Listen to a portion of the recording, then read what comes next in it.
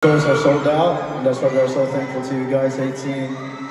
And I'm pretty sure nababalik kami dito. We'll definitely come back here for another show. But there's one thing that I just want to say. Definitely hindi pa ito yung katapusan ng Simula ang Pagkas World Tour. Meron pa kaming next stop. Meron pa kaming Singapore. And there are a few tickets left. Kaya sa mga pupunta ng Singapore, may available na po na ticket. Magkita-kita po tayo ng lahat nun. Ayun po. We'll see you guys there in Singapore.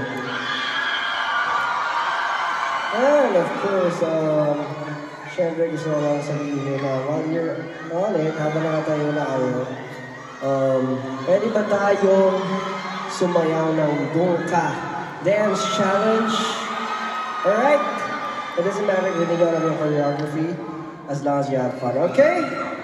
Alright, let's all go!